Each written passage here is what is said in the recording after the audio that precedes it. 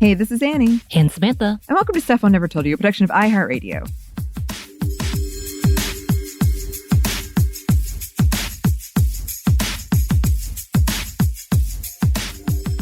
And today, y'all, we are coming back on with a friend of the show. I think one of the first friends that I made thanks to this show through the podcast. I fangirled really hard. I think I was so giddy when you came on that everybody was like, is she okay? Because I was so excited to have you on. And actually, it was one of our last interviews that we did in that studio because the pandemic had happened and we quickly wanted to shut down. But with all of this, yes, I'm building it up. We are here today with Representative Park Cannon of Georgia House District 58. Welcome back. Thank you. I am still legislatively yours. I am still the youngest Democrat elected to the House in Georgia.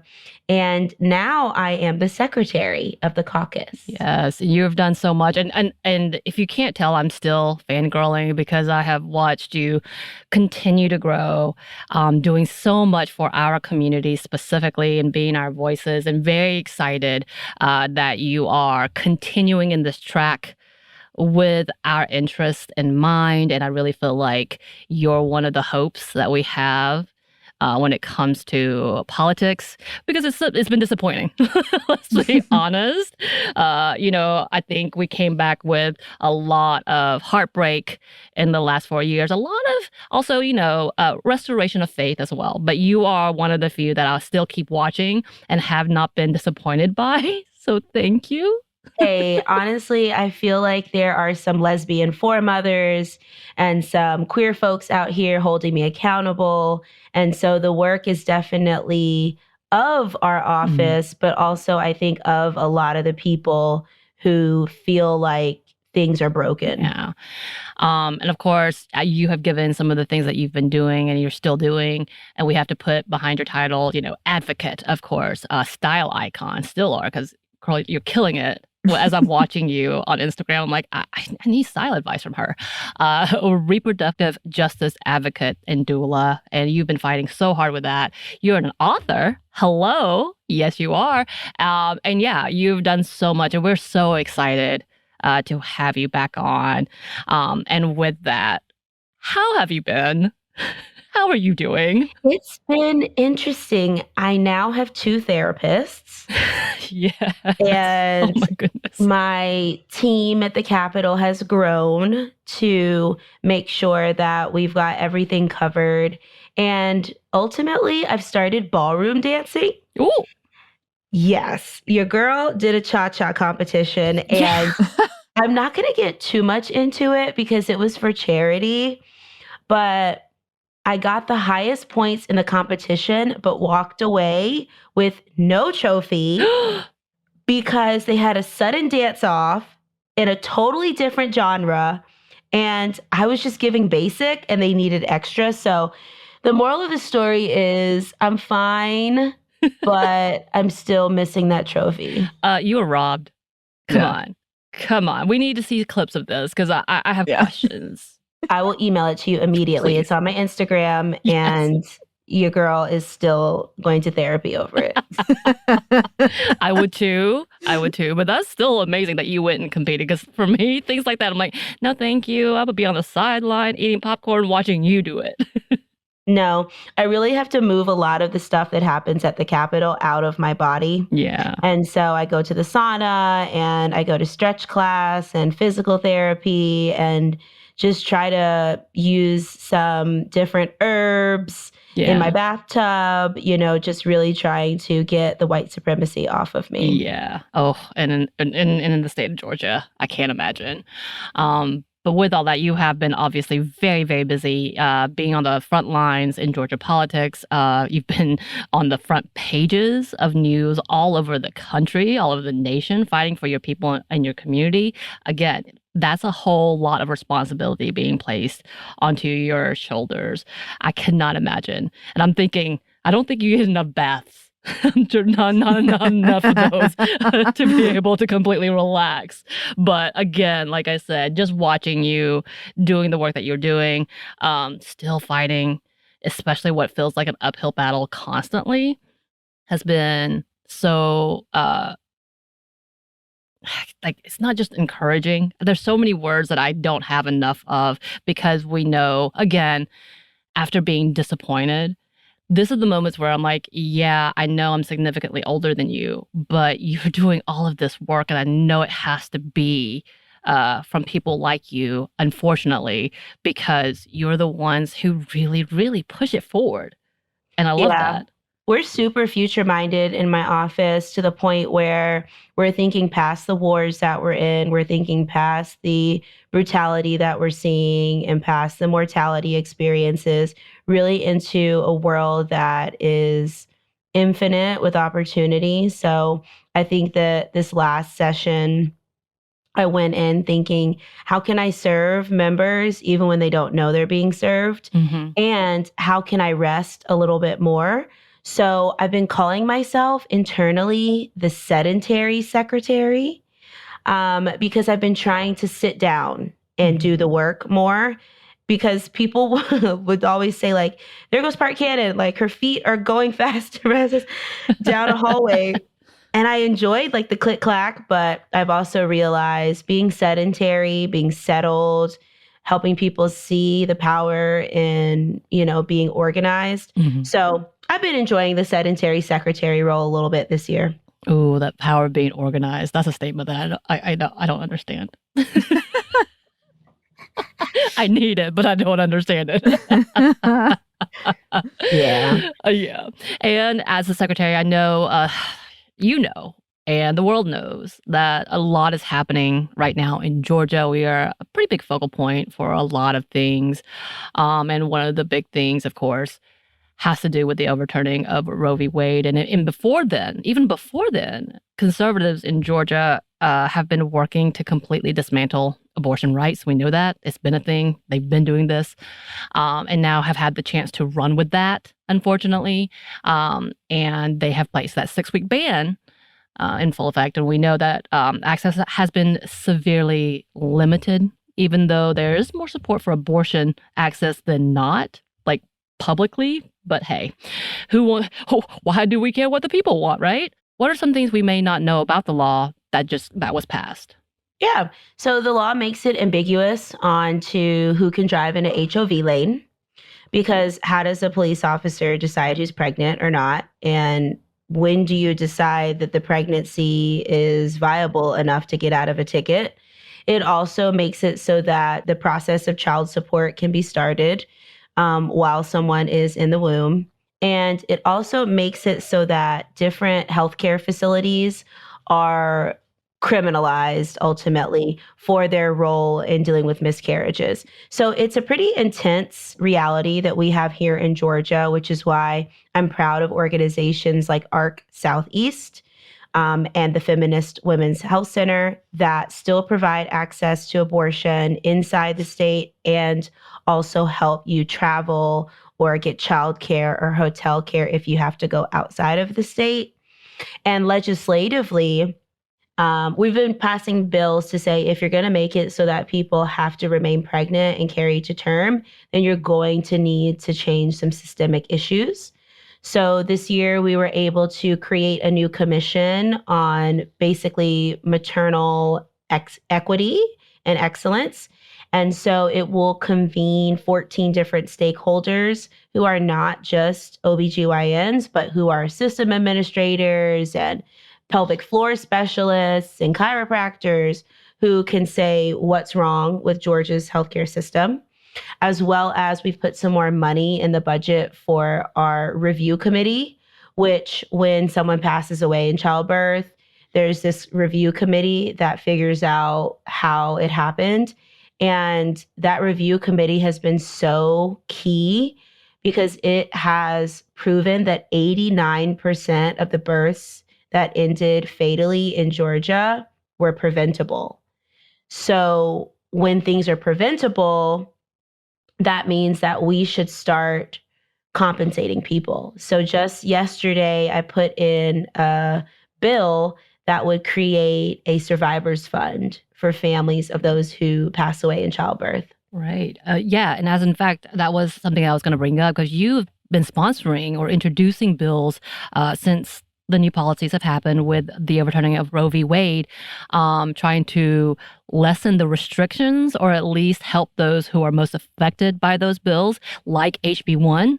I know the Georgia Pro Birth Accountability Act, which was amazing. Like, you have some of the best, I feel like, comebacks to like the most archaic and awful bills or policies that have happened. You just come back with like, oh, okay, well, let's talk about this instead. And I love that because you do this in the politics. You do this in policy form. And I'm like, damn, I don't know if people realize how artful this really is. And we don't talk about it enough. But bills like this, which is something trying to hold people accountable for irresponsible bills that target pregnant people but don't want to actually help or give assistance after birth or in case of death. So you kind of already talked about it, but can you elaborate more on why these bills are important, why we need to keep talking about it, and actually we need to make it public? For sure. So, for example, a mama who is on Medicaid in Georgia right now gets to have health insurance simply because that person is pregnant. But as soon as the pregnancy is over, they can be kicked off of Medicaid. So we expanded Medicaid for mamas only postpartum in Georgia. And that gives folks up to 1 year, which covers that postpartum possible mortality period. But what we've seen is that not only are people barely surviving that 1 year, but they're having a lot of other complications and issues that could be viewed from other medical perspectives if the system was paying attention. So, for example, we put a bill together this year that says, why wait for the 6-week OB visit to ask the mama how her mental health is? Why don't we just have that happen at the newborn visit, which happens within 1 week of birth? And these bills are so important for Medicaid mamas because they're expecting that the system is going to set off an alarm and say, hey, it's time for you to come in for this visit. Hey, it's time for you to check in about birth control. And the systems are not. The OBs are not talking to the pediatricians, who are not talking to the labor and delivery nurses, who aren't talking to the doulas. So that's why it's so important that we put together this commission where everyone can finally talk to each other and get out of silos.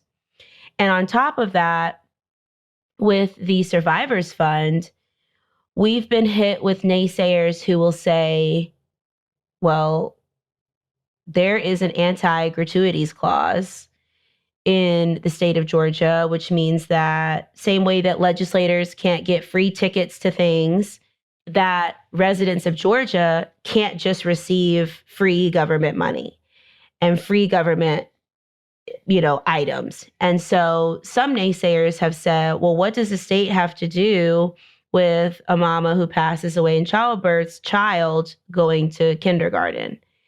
And our response is everything.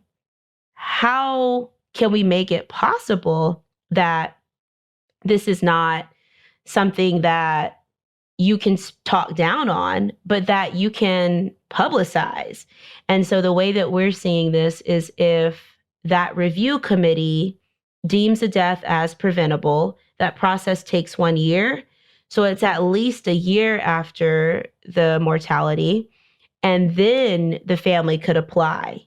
And by that point, some of the grieving, some of the trauma, some of the family issues might have resolved a little bit so that now you can make a plan for that child's life and the guardian or whoever it's going to be. And we're hopeful that what we'll see is that people who have almost passed away, which we call morbidity, maternal morbidity, or a near miss, that we'll start to catch some of their experiences too as they start to reach out to the committee to share what's going on with them. Yeah.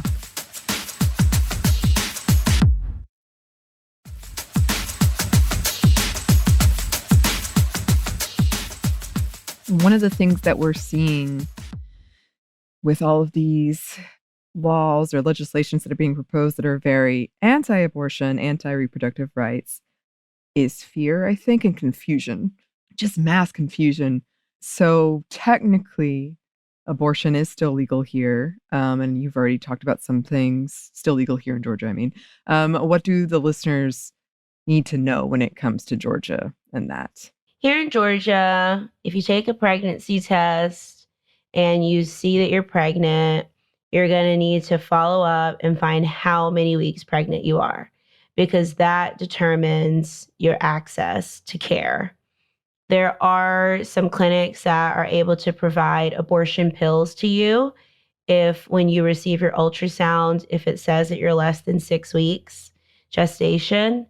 And if you are over 6 weeks and it is not an extreme case of incest or rape that you have reported to the police and have a report for, then you will have to go out of state to North Carolina and receive services there, which they go a little bit further than we do, but they also don't go as far as the next state, which would be Virginia. So right now we are seeing a lot of families leave Georgia and head straight for Virginia without checking how far along they are, just to make sure that they can get the best care. Right.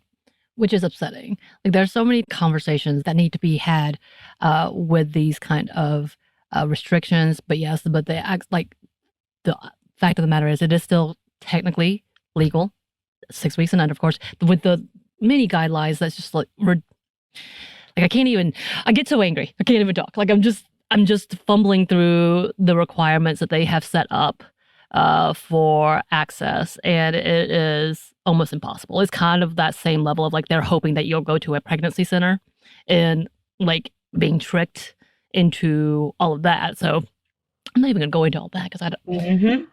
I will flip things. I will throw things apart right now. Like, I just want to throw things. So I'm gonna calm down. But like, there's so many things that need to be had. But that things like the organizations that you were talking about, ARC, whom I love, they are probably one of my favorite organizations, really do so much, but make sure that they are fighting for reproductive rights in general. Like, they're not just working to help their clients, they're trying to help those in this area, which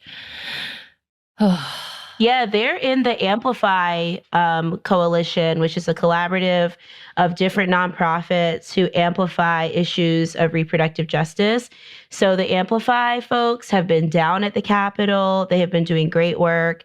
And I'm super grateful, too, that we get to have different conversations, like about trans folks, about queer communities, about how Cop City impacts queer folks. And Amplify is really leading on those issues. Yeah. And that's some big stuff. I haven't even tried to bring up Cop City because I'm like, oh, that's another.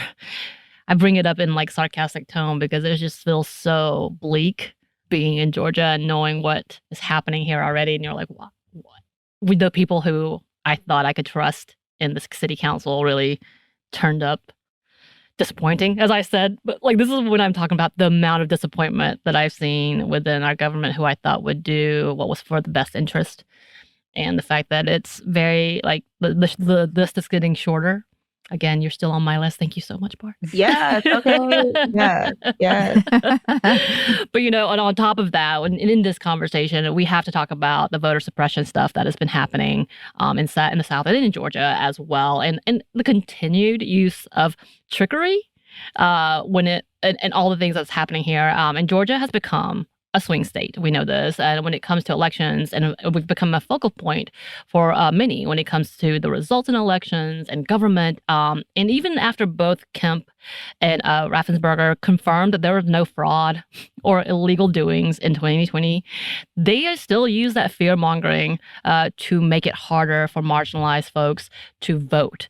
And they did this sneakily and deceptively by signing the Election Integrity Act of 2021, which I feel like is a slap in the face in general. Like, that's such a lie. That is not what's happening. That was their talking point for that year, integrity. And we really read through it and helped them understand that it was really just human rights violations. So, right. Yeah. And you actually decided to take action on that. But before we get into that, can you talk about why acts like these are harmful for voters and do not put integrity into anything? Yeah, when you revamp the entire voting code, however, you don't get input from First Amendment organizations, voting rights groups, nor the offices at the local departments that are going to effectuate the elections, you know that there is no integrity to it. We have seen that in the recent elections, people have continued to show up to early vote more than they have shown up on election day. And that's been great because then it gives you an opportunity to vote in different places at different times. But also, we have seen some voter confusion as to what district they're in, because since I talked to y'all last, we've gone through 2 cycles of redistricting, whereas we only should have had 0. Right. So we had to come in a special session, redraw maps. Then they went to court, and then the court had to decide if they complied with the Voting Rights Act. And although we, along with ACLU and a number of other organizations, argued that they did not comply with the Voting Rights Act, the courts ruled in the favor of our opponents and said that the maps could go into effect. And so simply just helping people know what district they're in right now has been important due to these voter issues and changes over the past few years. Mm-hmm. Yeah. And of course, as Georgia residents and voters, we want to thank you because not only did you take action against something that was so harmful to us, but you helped bring attention to the unethical practices and policies like these. Like, no matter what, they did not come out looking good. There was nothing about this that was like, oh yeah, they're doing great, but they're hiding it. But while you were going through this, you were a story. You were going on the front page news everywhere. I remember seeing it going, yeah, that's my girl right there. That's my friend. I was like, yeah, I know her. But what was going through your mind when all this came about, when you were going at the door? Like, if you want to talk about it, you don't have to go into detail because I know you've talked about it many a times. But having to stand at the door, trying to get their attention and be like, this is not the way this works. And then having to try to, just have an adult conversation is what it seemed like. This week is the 3-year anniversary of my unlawful arrest at the Georgia State Capitol. And the reflections that I have on it are twofold. One, that I am actively suing the state of Georgia right now in order for them to understand that they violated my rights, and there is compensation as well as changes that need to happen so this does not affect another legislator. And secondly, that the world is watching. The world has seen these same officers arrest other elected officials in their capacity, that the world has seen them pass voter challenge laws in front of plantation photos, that the world has seen them continue to evade responsibility for interfering with elections in Fulton County. So as I reflect on it, I'm so proud that Fani Willis was recently elected the district attorney when my unlawful arrest happened, and she was able to drop the charges. And today we have been standing with her. I am now the Fulton County chair. And so as Fulton County elected officials, we have been supporting her through this time in which they have been trying to put her on trial, but they should be terrified because they have awoken so many other people. Like in my experience, they woke so many people who thought that voter challenges were of the past. And in her case, they have awakened many individuals who can see how misogyny plays into elected leadership and how at the same time she has been phenomenal with her pursuit of justice for all of Georgia and the nation. So I'm feeling kind of excited that this is where we are and that the eyes are still on Fulton County voters. Right. I will say, watching the TikTok videos of the different testimonials and all of that testifying happening, I'm like, okay, I am a millennial Gen Xer, so when this phrase "stand on business" came out, I was like, "What?" Now I get it. Like watching her, like, oh, that's what that means. Like those are the moments. And you doing what you did, like standing there and making sure that people understood we're watching you. You can't hide this. We're not gonna let you hide this. Like both of those moments, I'm like, I get that. I get that phrase. I'm here now. Yes, we stand for Fani. Yes, and I'm telling you what, the level of professionalism that she has, like this is the I feel like a battle of competence versus ignorance. Like the difference of like, yeah, this is what this looks like. Yeah, I like it. Thank you for representing Georgia in such a way for Fulton County, right? Mm-hmm. But I hadn't realized that you were a chair for Fulton County. You're very busy. Yeah. Mm-hmm. You're very busy. Mm-hmm. Well, again, thank you for being here. Okay, speaking of, we are back into a presidential election season again. It feels like we never left, but they're very similar scenarios that we've seen before. But what are some things that we should all be paying attention to right now? What are some key factors we may need to know? So the reason why we vote in the March primary is to designate our party so that in the May primary, that candidates like myself can reach out to their voters. And right now it's so important because we've had all these redistrictings.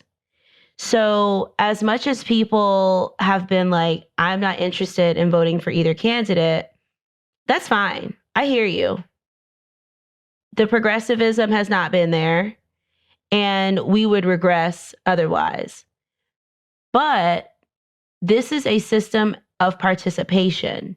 It does not award people who do not participate. So I am pushing for voter participation as a process. I want you to know what district you were in last election and which one you're in this time. I want you to know what was your polling place and what is it now? Because even my polling place changed this election, and I'm the elected official. So I know that for other people, the process of receiving a notice in the mail and saying, this says my polling place has changed. Do I believe it? Is this real? Is this not? It's going to take more voter touches from myself, the candidate, to help people feel like, okay, yeah, this is real. I've gotten a notice in the mail.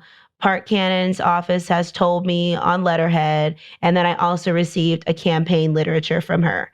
But if you don't participate, you literally don't get put on the super voters list.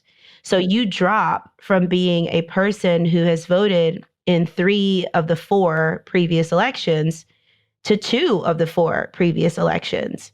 And it wasn't because of anything other than your unwillingness to vote for a specific candidate to which you could write in. So we've been talking a lot about folks, needing to understand the point of the primaries is really to help us figure out what is our database. And so all the data folks out there, all the people who are good at Excel spreadsheets, all the people who do real estate and who do generating leads, you understand why having data that is accurate is important. Secondly, the issues that hit the federal level really come to pass at the state level. So when we're talking about issues of immigration,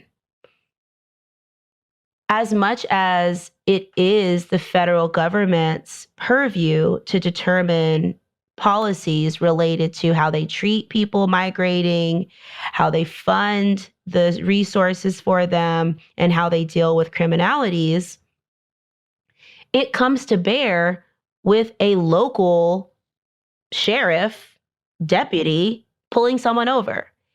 And so we need to be clear that when we vote for the federal elections, we are enabling or disabling local actors to do what needs to be done to not violate people's human rights. And my concern right now is that people feel like this is us showing our loyalty to federal actors, when really this is us being the first line of defense for our local people to be okay. And so our office can't wait to get out of session. We finish on the 28th. And we are going to be knocking people's doors, hosting events, having rallies, not for candidates, but for cause. Right. Which I've seen you've been doing during the middle of sessions as well. I know you've been doing those things. And I think, that important message of like how it does affect what's going on in a local level, and we have to be careful and watch it. Like all of these things interact together, and it does affect us all, as we've continued to see. Things that have happened on a federal level in the Supreme Court has absolutely drastically affected all of us, even though it's supposed to be with that whole intent of being state rights BS. But, that's a whole different conversation, which is what the concern is, which is that conversation. Because, I'm definitely one of those, I'm like, I don't like my options. But I'm going to go with the lesser evil. And I know it's important that I have to stick to that, because when we were lax for a second, and I don't think I was that lax to begin with, like I say this in that I voted and I was concerned. And I remember people being like, it's not that big of a deal when Trump came through. It's not that big of a deal. And we saw, like, it's been a wreck. It's been a wreck. In a My whole different legislative level. life has been starkly different throughout the 3 presidencies I've served under: Obama, Trump, and Biden. And what I can say is that if you're not concerned with supporting a federal candidate, think about the impact that either of those presidencies would have on queer local elected officials like myself who are defending against these issues. Like, just scale back and think about how it empowers folks like us who are on the ground and who know our communities well, so that it feels less icky. Right. That's a good way to say it. Sorry, I know it gives you the ick, but you got to figure out what it really does mean. Like, Think about me and my shoes and my glasses and me bopping around the streets of Atlanta. Like, right. focus on Help that, us out. guys. Help us out here. And before we end, because there's still several more things that we do want to talk about, but we do have to throw it back to our last interview with you, when we talked about how you got into politics to begin with, and your advice for others who are interested as well. And not only did you give us some great advice then, and listeners, but you've actually written a book to give a step-by-step guide and insight into running for office. That's titled The Universal Guide to Running for Office, State Level, which, by the way, I found at the DeKalb library. I was like, library system, and I was able to check it out and read through it. So I was like, look at here. Honestly, shout out to my friend Michelle, who has been getting my books into library systems in different places. And anyone who's listening, if you want a copy for your local library, just present it to them and they should be able to put it on the shelf. Yeah, and it's great. I was so excited to get it. And not only do you give straightforward, practical advice, like raising funds and campaigning and paperwork even, and even about like yard signs, like you were all in it. But you talk about the need for justice, inclusion, care as well. I'm going to quote from the book because, that's what I like to do. Bring the issues of all types of justice to the forefront of your campaign: racial, economic, transit, healthcare, environmental, disability, reproductive, criminal, restorative, global, and social, to start a list of some that voters care to hear from you about. This is one of the most liberating parts of running for office, because it truly allows many viewpoints and needs to be explored and expanded based on your actions. And I feel like even though that sounds obvious, I don't think we get to truly witness this in many politicians, in many people in government. So can you expand on why practicing, I'm going to say this, I see this as empathy, essentially, and care and intersectionality. But can you expand onto why it's important to have this type of lead in politics and policy? When candidates realize that people want to vote for more than just talking points, but for actual lived experiences and opportunities for collaboration, then things are better. Because if I walk up to someone's porch and they've done some renovations, I'm excited to talk to them about who did they use and how did it work and why did they decide this style and et cetera, versus me just walking up, putting the flyer on the door and walking away. If I just leave my flyer, all they see are talking points. But if I actually try to engage with them, try to go to their neighborhood meetings, I get to hear about what's going on. And maybe for some communities, the idea of renovating your porch is controversial because it needs to fit into a artistic mold of the neighborhood, you know? But for other communities, it's a sign of economic prosperity to be able to like redo your grandmama's porch. And so there's some code switching, of course, that takes place as a candidate. And really, campaign managers and campaign team members are the ones who can help you to stay to the ground. Like maybe out of a block of 10, you knock 5 doors and your team knocks 5. But at least you have that come together conversation where you're like, okay, what were they talking about over there?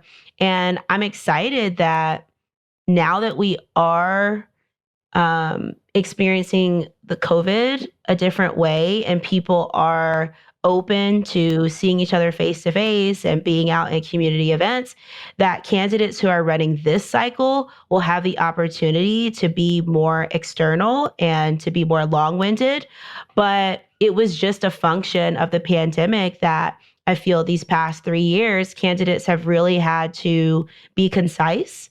And so I'm hopeful to see more folks reach into our groups, reach into the book, and try to come up with some like savvy slogans and interesting campaigns. And I've been seeing some of them around, like the yard signs are coming out now, and people are really starting to, I think, pull their identities to the front instead of pushing them back. Mm-hmm. I love that. I also love that you put your glasses as part of your yard sign. Yes.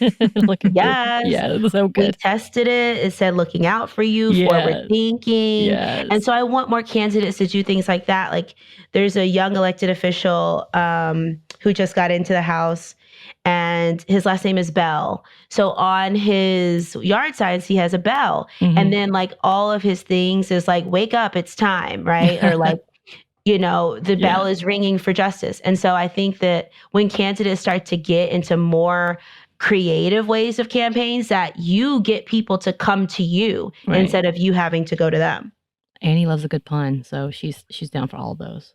I do love a good pun. Yes. And you, as you're talking, you are currently in election season yourself. And now you're a pro. You're a pro at this. But I'm sure as time has changed, as candidates have changed, as federal levels changed, as our societies changed, you've had to adapt to it. Like you talk about pandemic and COVID and having to change in that way. Is there, or maybe you didn't, I'm assuming, this is my assumption, but is there anything different you're doing this time around than you were before? This time around, we're working backwards from the voter registration deadline instead of working backwards from election day. So we're thinking about by the voter registration deadline, people should have these 3 things: their polling place in mind, the candidates they're willing to vote for, and who it is that they're going to turn out. Instead of waiting until after the voter registration deadline, when then you might not be able to get some registered or you might not be able to change your address. So I think that that's going to help us to increase our turnout by just making sure that folks know where to vote and have those decisions made sooner. Yes. Yes.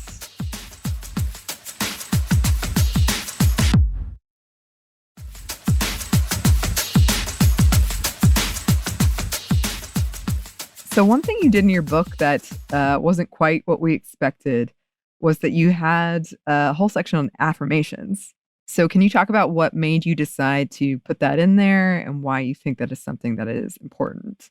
Yeah.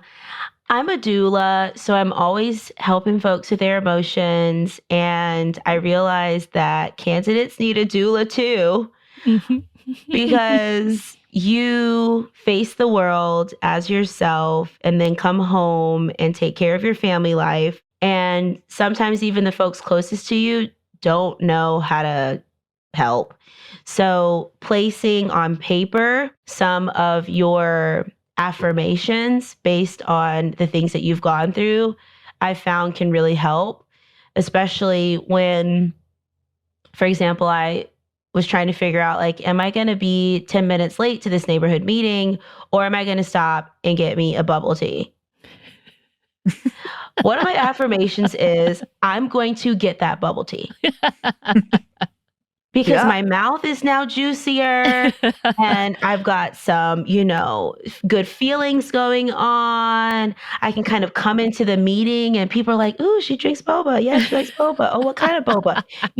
And so it helped me to get out of just the cookie cutterness of campaigns. And so I have some really interesting affirmations in there that are things like related to the bubble tea, but then also things that are about your aspirations for the world. Like, I'm so glad that I wrote the affirmation, we can win without war, in my book back in 2021, because I still feel that way. I still feel like the binary conversations that are happening about global justice right now, we can win this without the war. We really can. We got to figure it out. But letting folks write their own affirmations, I'm hopeful, will bring them closer to their communities too, and then be like a journal that they can look back on in their candidate experience and not feel like it's all washed over them. Yeah. One of the affirmations that kind of surprised me when I was reading through it was, I will hold myself accountable, because that's not the typical affirmation that like we might joke about, like, I feel good today, I feel pretty, all these things. But that was a surprising one, because I'm like, that's some real talk to yourself. Like, that's an interesting affirmation, in understanding that you're going to have to take a minute and realize what that actually means. But with that, for us who are just trying to get through this year and hopefully not have a horrible, horrible result, can you share a good affirmation for us to start with? Because that's not a typical thing that I do. Yes, we are of the practice that we practice.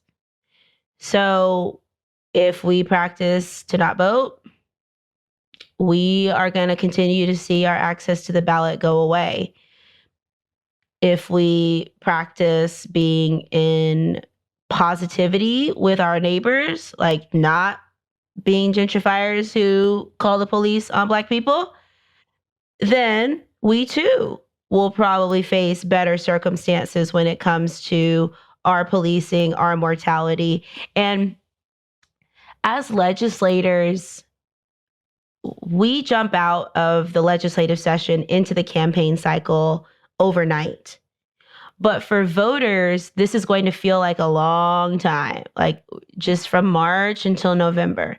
And so what are the practices that you can put in to make this chunky, to make this soup have some taste, to give it a vegetable and a tofu? And so I'm hopeful that people will be like, oh, you know what? I could do a voter registration check on my neighbors.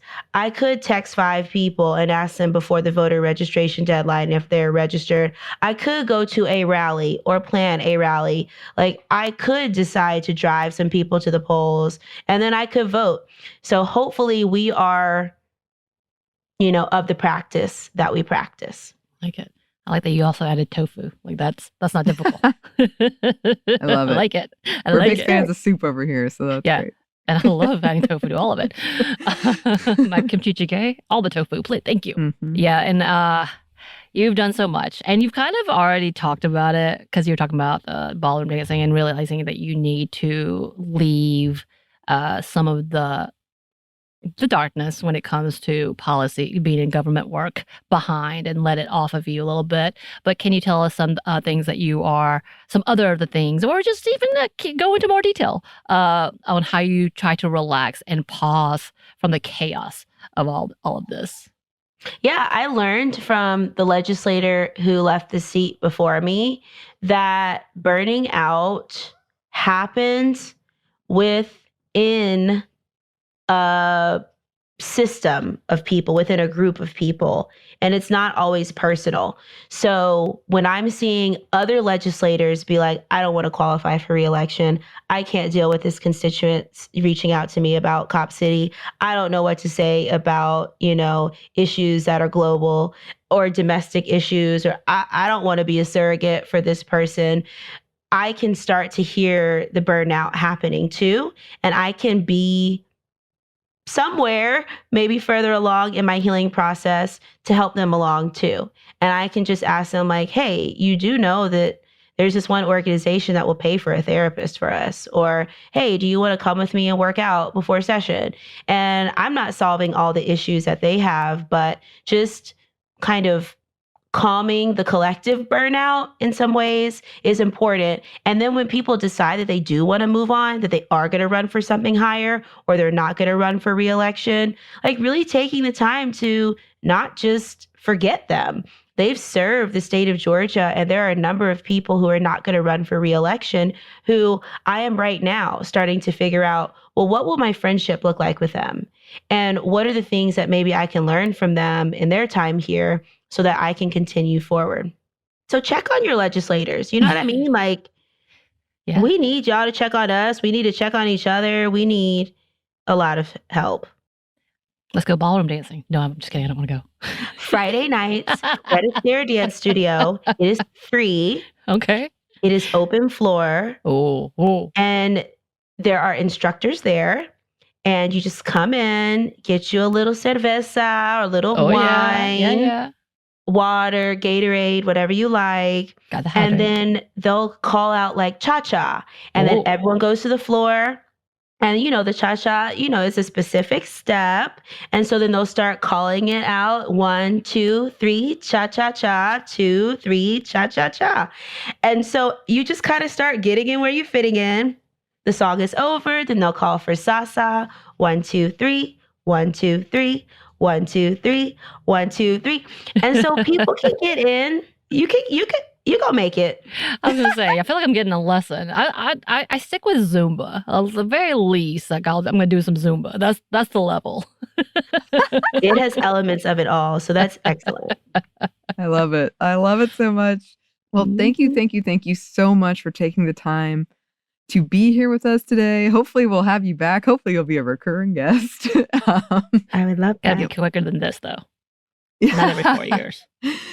Not every 4 years. We should shorten that gap. But where can the good listeners find you? Right now, I'm at the state capitol in room 607, and that is where you can come hang out in my pink and blue chairs. I have a pink desk. The girl has signs that support folks of all backgrounds and a really diverse team. After April, we will be at the Lola, which is our community co-working space. It's a femme-owned and operated co-working space across from Pot City Market. So come check us out at the Lola.